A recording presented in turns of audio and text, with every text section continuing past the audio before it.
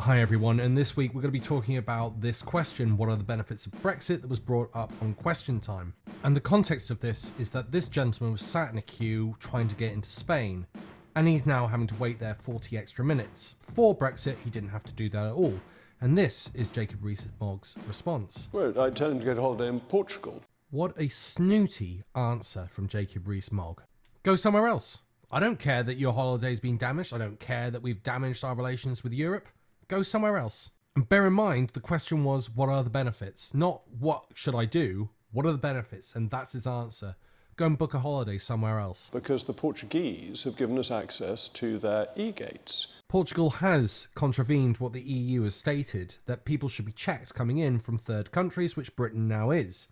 But again, isn't it interesting how Jacob Rees Mogg talks about protecting borders, but at the same time demands borders from other countries be shut down for the British? Typical privileged behaviour. But what are the advantages? The basic advantage is democracy. You have less democracy under the UK government than you did in the EU. You don't have any say over the House of Lords. You've had no say over Liz Truss, and you've had no say over Rishi Sunak, two heads of state that you have no say over. And then on top of that, you've had no say as to who the king is. You don't get a vote, you don't get a say in any of that. By leaving the EU, we've got no codified constitution, which then means our Supreme Court is weakened and Parliament is totally sovereign.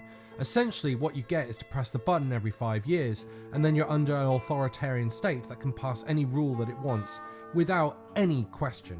You now decide how you are governed. Your votes cannot be overruled. Your vote can be overruled. What if you didn't vote for your local MP? Well, then you get no say for 5 years. What if you did vote for that person and they disagree with the views, or they change their mind? You've got no say over that for 5 years. And of course, if you're a leading nation within the UK, you have no say. They can override any rule that they want. So, for example, Scotland's independence referendum, they can overrule it. And there's even the case with Bermuda, whose parliament passed a cannabis legalisation bill, and Britain overruled it. If the EU had tried to pull any of this stuff during our time inside the European Union, we would have gone ape, because we would have gone, that's an overreach of power. But within the UK Union, that's fine. It's absolutely okay for us to dictate to other countries within the Union. And then what flows from that? Well, there are things that are already passing through Parliament. So we're having a massive reform of financial services regulation. So what does he mean by that? Well, essentially they're deregulating. I've done another video on this, and it means they don't want a sheriff in town. That's a simple way of looking at it. They don't want any oversight. And last time that happened, 2008 crash. And that's happened at every other major financial crash, is because no one's regulating the system to make sure people aren't going crazy in the financial sector. We've got the Solvency II coming through that could put £100 billion extra investment into British industry. These are Solvency II, again, it's deregulation. It's allowing people to put money into high-risk enterprises. That's your pension money that they're wanting to run risk with, to roll the dice and gamble away potentially. Of the chemical regulation. The chemical industry complained bitterly against the REACH regulations. They said they're terrible, we hate them, they should never come in. As soon as they came in, they said, oh, that's marvellous because it keeps everybody else out. It also means that we can't export into the EU so easily. So we've got to have two sets of regulations, UK regulations and EU regulations. That means exports drop as a result. Now, on top of that, when he's talking about this deregulation, that's also the reason why several children have died.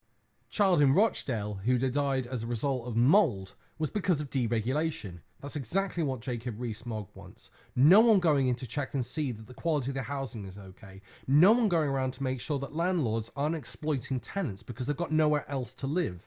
So you often find that businesses get the protection against competitors and suddenly say, let's keep these regulations. So Mogg talks about protectionism being a bad thing when it's in the EU, which you heard earlier. But at the same time, he's talking about it being great when it's in the UK. What does he want?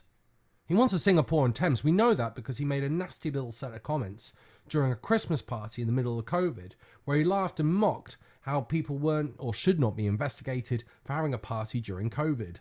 Then we come on to this gentleman who starts talking about his experiences in the wine industry, which he's worked in for over 30 years, and essentially how it's totaled his industry because they cannot export into the EU anymore because of Brexit. So I experienced firsthand just how terrible things have become post-Brexit. And I find it incredibly disappointing as a lifelong Conservative voter to hear Jacob saying all this stuff. Just from a bureaucracy point of view and the paperwork, I mean, everything that was literally, we imported and exported wines for 30 years for leading wine companies.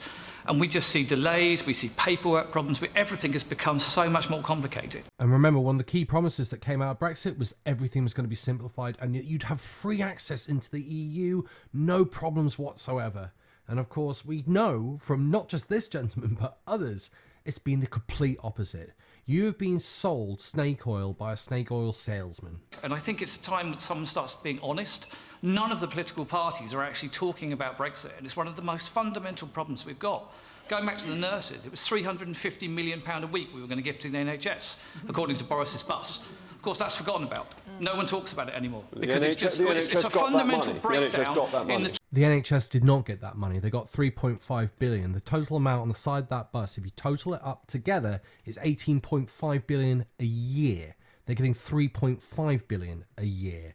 He is a complete charlatan and liar. And if he wants to take me to court over that, I'd happily do that. People can tell untruths time and time again, and then they're just forgotten. And Brexit was the beginning of all this. And I think as a society, it's incredibly worrying about where this is going to lead to.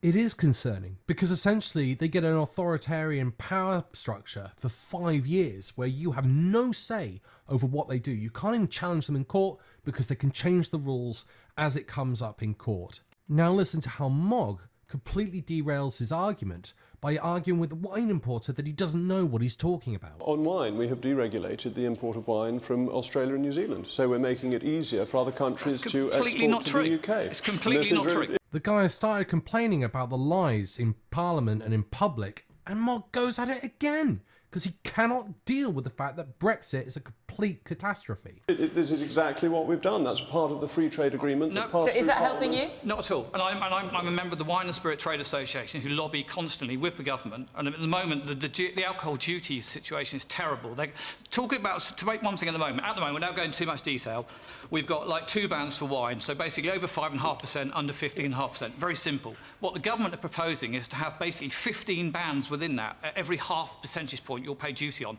That's a great example of not making things simple. It's going to make it 15 times more complicated. But that's a tax issue. That's something that the Chancellor decided to do. And why have they decided to do that? It's summed up very nicely by this gentleman. And this guy here, the wine importer, he says it perfectly. Jacob answers by saying it's a tax matter. Taxes are driven by the economic circumstances. Clearly, the economic circumstances were such that drove the Chancellor at the time to generate the kind of taxation that makes it prohibitive for him to run his business successfully. And why is that? It's because we've knackered the economy by shrinking it by doing Brexit. I mean, literally, the world of wine, we're one of the most important countries from an export point of view, second only to the United States, for wine buyers and producers to bring it into it. And every single one of the people I speak to outside the UK find it incredibly difficult now to ship wine into the UK. We've taken away one of the biggest success stories we've got. And Brexit, if it's all about making it simple... Well, we have a huge deregulatory opportunity. As I say, we've done it with Australia and New Zealand, and we need to do it with more. I absolutely agree we should make it really easy to import. That is now under our control. Our control being 380 Conservatives who can do whatever the hell they want without any recourse for 5 years. You've got an expert in the industry having to argue with Jacob Rees Mogg that their actions are causing damage to the industry, and he doesn't get it, doesn't care, and he's willing to argue with that person to the hilt that he's right, they're wrong. How we want to be governed by a corrupt, crooked European Parliament? Or a corrupt British government that you have absolutely no recourse in dealing with because they're sovereign. That means they can overrule the courts. And this lady held him bang to rights. I agree that Brexit is an absolute disaster for this country. And Jacob Rees-Mogg talks about corruption within the EU. I wonder, what about our own British government? Are they not corrupt? Boy, is this government corrupt. It's taking money from Putin allies. It's taking money from people wanting to buy peers to become lords or ladies. It's refused to investigate Russian interference into elections since the Scottish referendum. I don't think we've seen €1 million in suitcases. Except we have, because Prince Charles got caught with $3 million in cash from a Qatari politician. Once again, a big thank you to all of my Patreon and YouTube supporters. If you enjoyed this video, please consider buying me a coffee or becoming a Patreon supporter yourself. If not, just do the free thing. Click the like, hit the subscribe, or even just share it with your friends. Thanks for listening. Bye for now.